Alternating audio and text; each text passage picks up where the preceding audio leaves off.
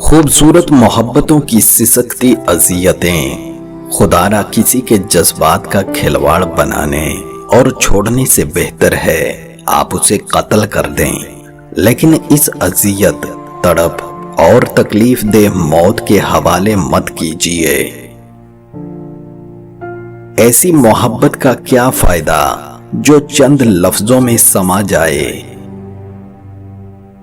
جب لوگوں کے پاس آپ کا متبادل ہو تو ان کو کہاں فکر رہتی ہے آپ کے ہونے یا نہ ہونے سے؟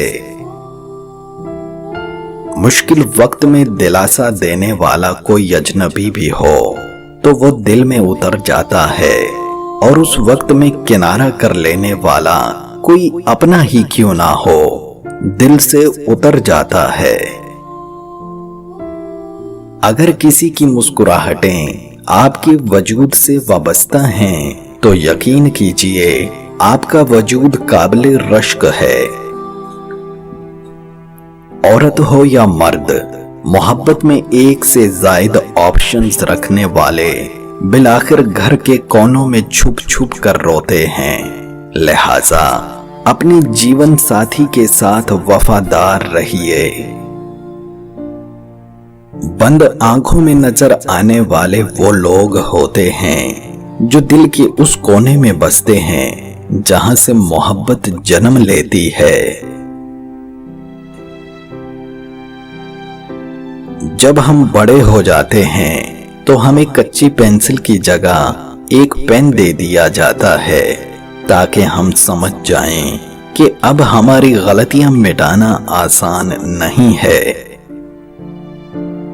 جھوٹ اور مکر و فریب دینے والے شخص کو جب ہوشیار اور عقل مند انسان کا نام دے دیا جائے تو یہی معاشرے کی زوال کی ابتدا ہوتی ہے۔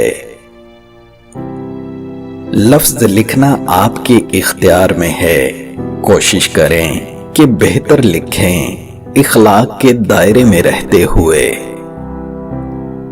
مشین کو اگر زنگ لگ جائے تو پرزے شور کرنے لگ جاتے ہیں، اور عقل کو زنگ لگ جائے تو زبان فضول بولنے لگ جاتی ہے۔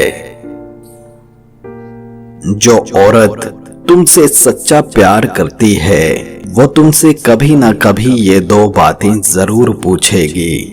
پہلی بات یہ کہ میں تمہاری زندگی میں کتنی اہمیت رکھتی ہوں، دوسری یہ کہ مجھ سے پہلے تمہاری زندگی میں کوئی تھا یا نہیں۔